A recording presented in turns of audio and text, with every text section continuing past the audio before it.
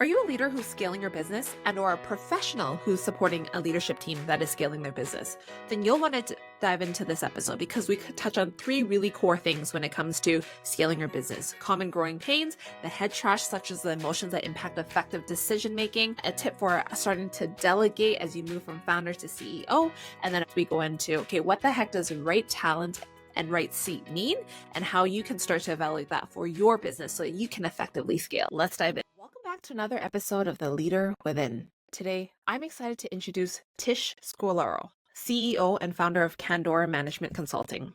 With over 17 years of experience working closely with executive leaders and boards to build effective teams and leaders to achieve business goals, I'm excited to have her share her insights with you. Well, welcome, Tish. Okay, so you've been an entrepreneur for over 20 years now. Can you share a story of what has shaped the longevity or the trajectory of your business? Sure. And Angela, thank you for offering me this opportunity. I've worked a long time helping individuals become leaders. So I'm excited to actually share with you some of the secrets and the things that we have overcome and come together to learn about individual growth. So the things that I have found that tend to be challenges for an individual in a leadership role, one is communications. And it doesn't mean we're not talking. Communication is more about, are we effective in what we're saying? And I don't know if everyone pays attention to the delivery of how they're saying what they need to say. And I think that is a big challenge for many because in their mind, they've worked on what exactly is they want to say. And then the delivery to that individual or that team isn't exactly coming out the way it needs to be. So the message is lost. So that would be the number one thing. If I'm working with an organization, and I have done so for over 25 years, I always look at how is communication playing a business role in helping this company succeed. And it typically has challenges around, recognizing it's not what you say, but how you say it. Make sure it's effective. Make sure they heard what you were saying, and then follow up with what you've asked someone to start to do. So that's on the realm of communication. The second area is accountability. How do you hold one another accountable? And how do you hold yourself accountable? So that is another area that I have seen challenging because one, holding yourself accountable, we can come up with a million excuses not to do what we're supposed to do and really believe we shouldn't do it when we know we should. So accountability of oneself is being honest, looking yourself in the mirror and being able to answer the question, am I really doing what I said I do? Because most times that's where we start. The second is holding someone else accountable. How do you have that tough conversation? Many times people don't even realize that they're not doing what they need to be doing because they're doing something. They're busy, they're active. And it's you who have to bring up that tough conversation to actually talk about what's not happening. So, one, communicating effectively, and two, accountability. Those are the two areas, no matter what stage your business is in, how large your organization is, and how long you've had your company. Those two should probably be proactively worked on always. Thank you for sharing that, and I want to dive into the client side of things now. So when you go into some of these rooms with like executive leaders and board members and stuff, what would you see as like one of the biggest challenges that they are facing today? Recognizing they play a part in the problems. Most often, I'm asked to come in and find out what's wrong with everyone else. And I'll start asking my questions about, well, what role do you play? Or where do you see yourself fitting into this? Or could it be possible that you're causing some of these things just by the way you're either communicating or accountability? So my questions will bring forward the fact that the odds are everybody plays a part. And if you're the leader of the organization or the executive team I'm talking to, I know there's something that you're doing that you need to reflect on. And so that's how I would kind of uncover that. But that's my knowledge. What do I think they feel their issue is? Probably that people aren't working well together. You hire smart, you bring in great talent, and then you sit back and expect things just to work out. Two people who are really good at what they do will agree on everything, right? No, that's not normal and that's not the case. So I would say the biggest issue is how do you get your team to be effective together? And you need to help with that. You need to kind of set the stage for success. You need to be able to help people become vulnerable and realize where there's areas of growth for both parties. And that's where the team chemistry comes from in organizations, is what does team chemistry look like so that you can aspire to have that among your team. I mean, everyone can get along, but when things are tough, that's when you want to look at whether or not you really have team chemistry. Okay, before we dive into that team piece, I want to kind of go back to what you had mentioned about having those conversations about like, hey, what role do you play in a lot of what's going on? And I know not everyone's comfortable having that type of conversation, and it takes a lot of almost trust and rapport to be able to have those questions addressed without them being like, Tish, like turn around and get out, right? Because sometimes people don't want to face themselves in the mirror. So, what would you say has helped you have those conversations? Or is it maybe one of those things where you're like, you know what, I'm okay losing a client because it helps me gauge whether or not they're willing to have these candid conversations so that we can actually get to the root of what's going on and make sure that we're actually delivering value? I think it takes a little time. I don't walk in immediately and say, "Oh, I know everything you have going on and you're a big part of it." That's not my first couple of sentences. I really do a lot of listening, which for someone like me isn't easy because I love to solve problems and jump right in. So I have to learn to breathe and wait and really give the room a chance to kind of explain stuff to me. So I would say I don't jump in right away. I will listen a lot. I will ask good questions and somehow navigate them to maybe start to see where every time we got somewhere in a conversation, you had a role in it, or there was something you could have done. Just based on my types of questions, I do not like to come in and make claim that I know what's happening because I don't know what's happening. But I know what I've seen happen in other organizations, and I try to bring that experience in my listening and my questions. And I have had people not ready.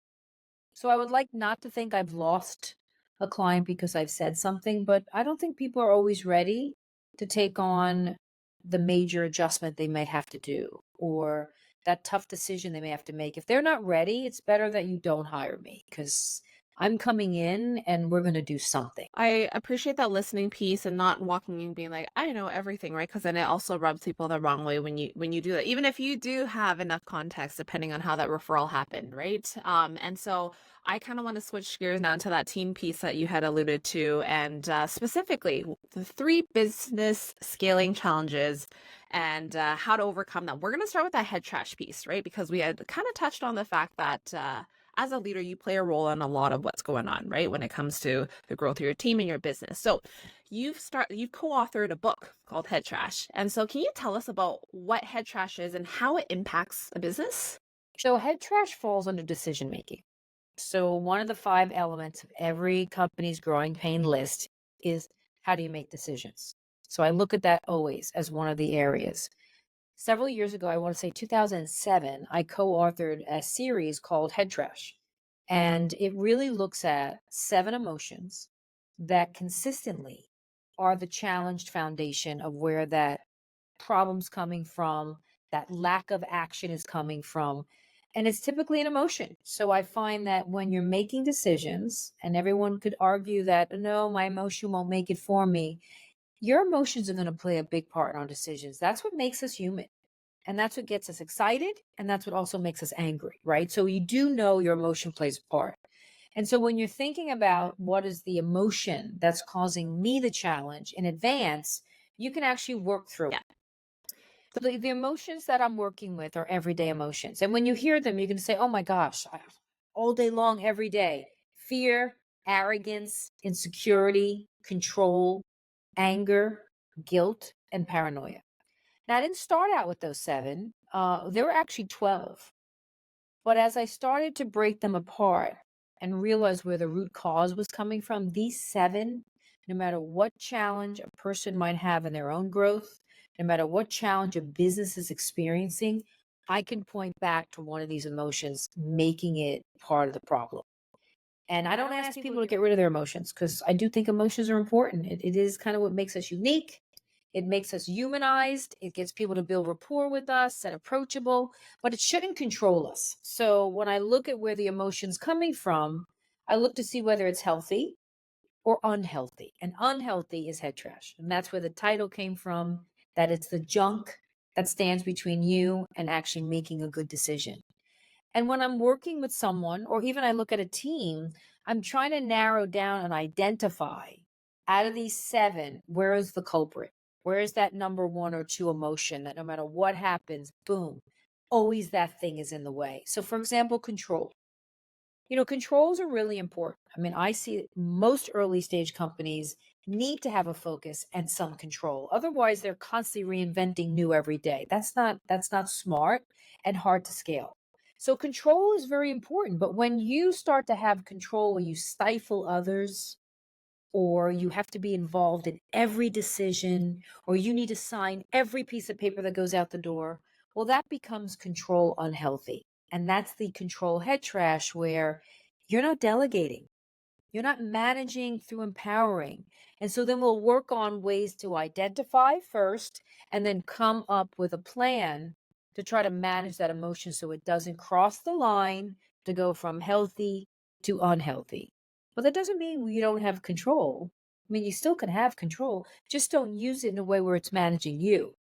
You manage it now. I appreciate the call on the control piece because I find that a lot of entrepreneurs, when they're moving from founder to CEO, sometimes that piece of, okay, where do I need to kind of take a step back or to the side, right? Not completely back, and to delegate and or automate and or kind of pause or stop, right? So based on your experience, what would you say is maybe a framework or a way of thinking that allows an entrepreneur or a leader to start gauging, okay, where can I effectively let go of control versus, okay, maybe I need a fingertip on this to start? I have a wonderful analogy that someone taught me years and years ago, and I use it all the time because it is the beginning of working through delegation. So when you delegate, you have power, you are teaching, and you're also scaling, right? So you really have to learn how to delegate. And I ask people to think about delegating a task or a challenge or a project by looking at it from two lenses.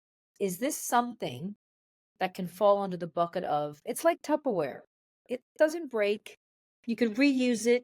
If you drop it, it doesn't shatter. This is going to be fine. And then there's China.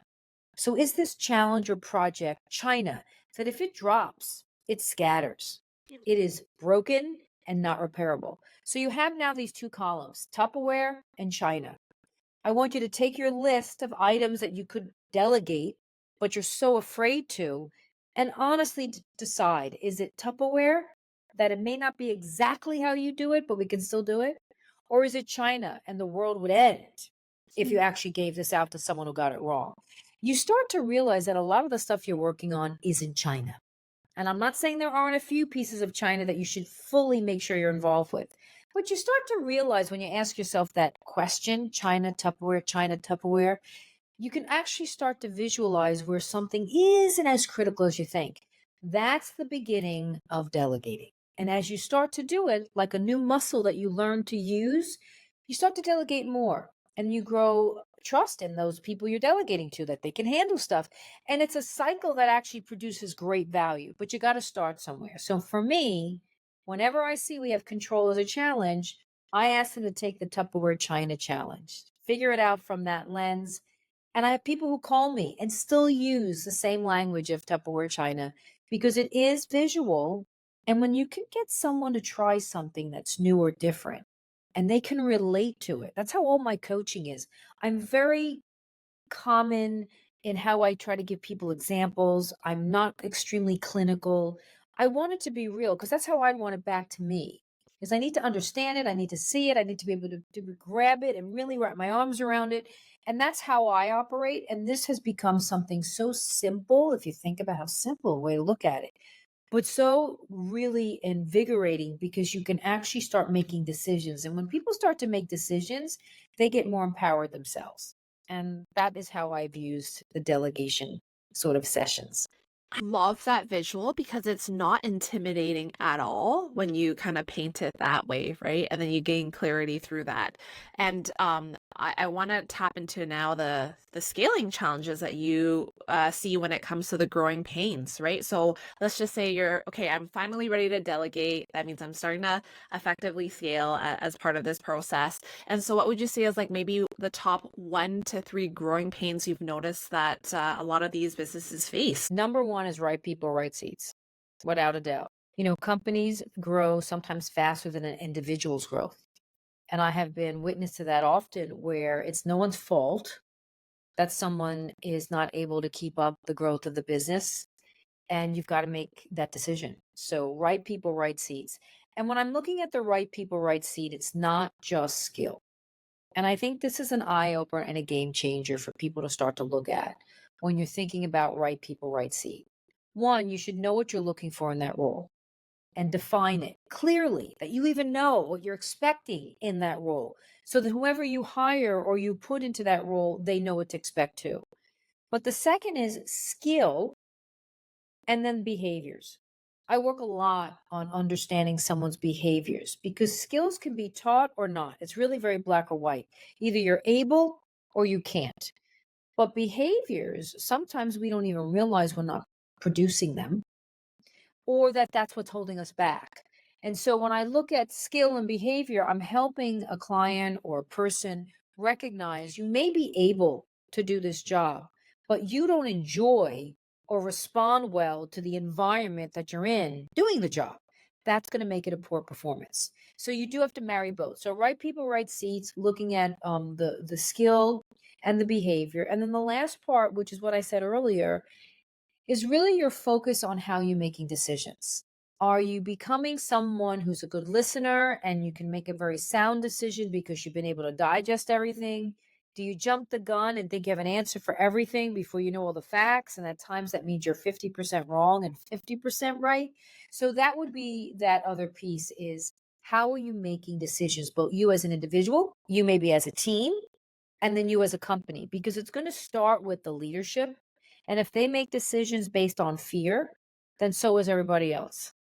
If that's a problem, then you're probably going to make decisions that no one's going to own up to because everyone's afraid. And with the rate of change that is happening today, how are you advising leaders to kind of put these safety valves in place so that they can effectively make decisions, get enough context as quickly as possible, but also not put too many valves in where it's like, okay, now it becomes like a bottleneck, right? I know that's a very loaded question.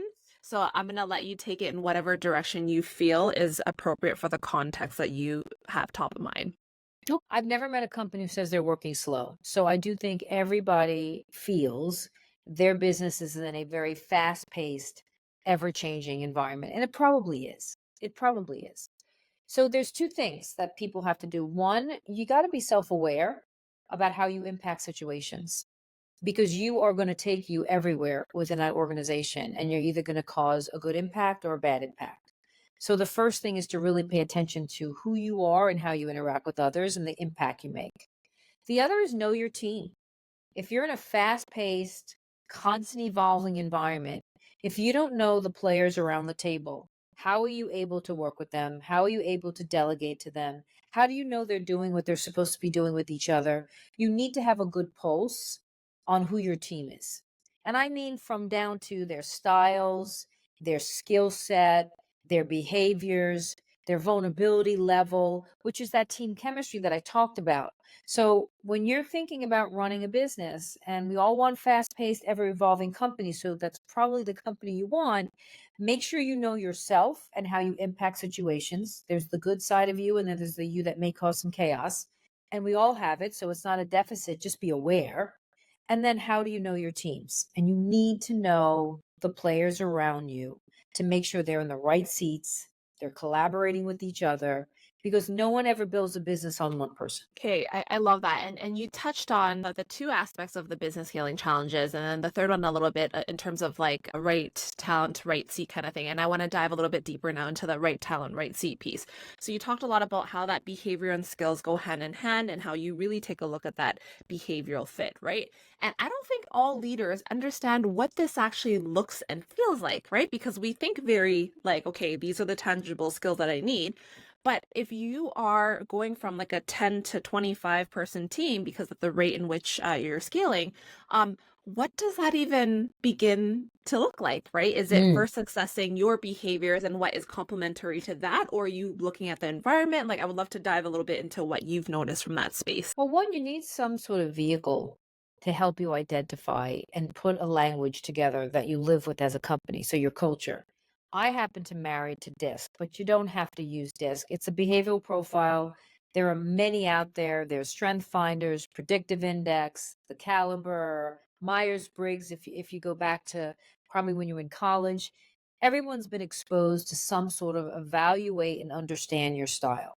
I do think that neutral common language of some vehicles should be part of your development process in knowing your people, understanding the behaviors, and setting a culture. So having that as a foundation, now you need to think about what does your culture need, right? So if you're in an organization where we make lots of change and we haven't built an infrastructure with structure and operation, well then do we need that?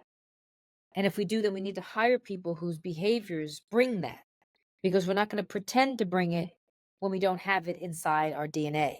So you'll get folks who are much better at building scale operationally versus building scale based on more of a let's see how it goes, a lot more free and independent.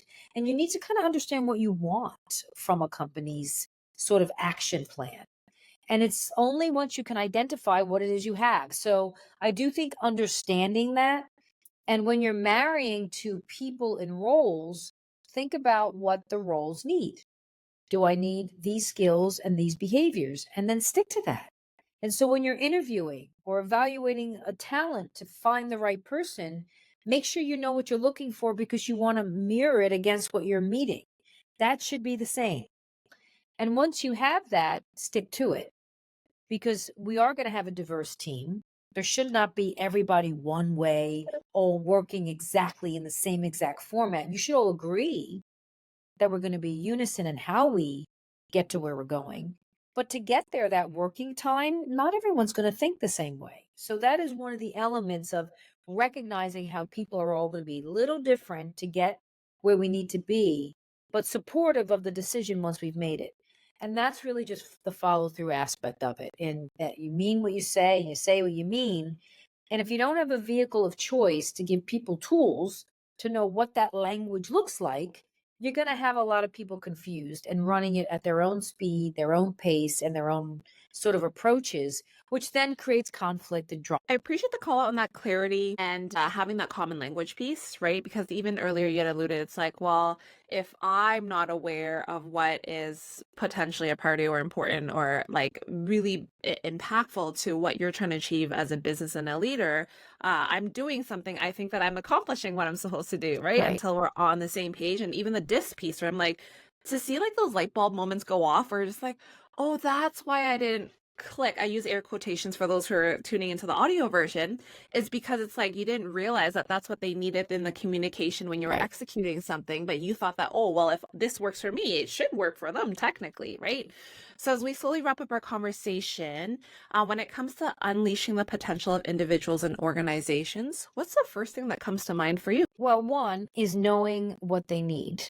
Everybody's not 100% perfect in what they do and how they do it. So if you are going to expect someone or a group or a team to build the business you would like or build the business with you, then you need to give them the tools to be successful. They need to recognize where their success traps are, like the things that get them stuck. They need to have the tools to work around them. To just assume someone's going to figure it out because you promoted them into a senior role and this is the first time they're managing that many more people or have a P&L that they've never had before, or they have to cross-functionally work with other groups, they're going to miraculously get there without tools and some help. Well, then you're fooling yourself and you're certainly not setting them up for success. So my first thought is as an individual, know what you don't know. That is, let me say that again. The first thing you want to realize you don't know everything and be prepared to understand what you do know, but recognize there is stuff you don't know and be open to learning and figuring out what you might need. And then welcome help. Raise your hand, use your voice. I mean, one of the biggest challenges I've seen is people do not let other people know they're possibly drowning until they drowned. And then it's too late. And I do think it's important that you use your voice in a way that helps you identify what you might need. Like, hey, I've never done this before. Can we do it once together? or I have to have this difficult conversation. Can I role play with you? There's nothing wrong with wanting to practice and perfect your art and your skill.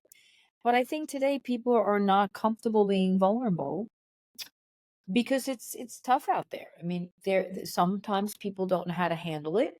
Other times people are fearful of sharing something they don't know. And I think it's more scary saying you know something when you don't than actually raising your hand and say, you know what, can you repeat that? I'm not sure I got that. Because no matter what, if you are going to work together, expectation setting should be that we're all aligned and we all know where we're going and we all have a plan. And if we don't have one of those three things, someone should be raising their hand because that means we're all going in different directions and we're probably going to not land in the same place. And that will be the quickest way to actually kill a business, right? So, and as we wrap up our conversation, one last question to you is, what is one thing that is top of mind for you right now?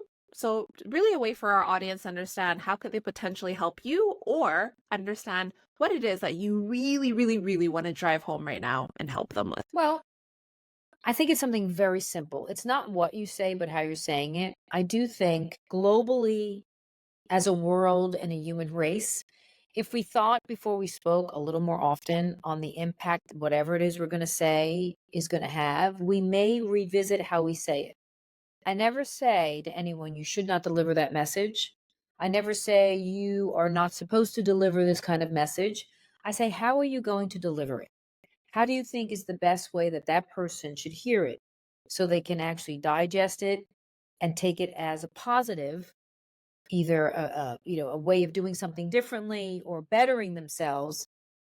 But I cannot tell you how often it's the delivery and how the person said what they wanted to say that destroyed the relationship, that created the drama or the havoc, that got the wrong answer.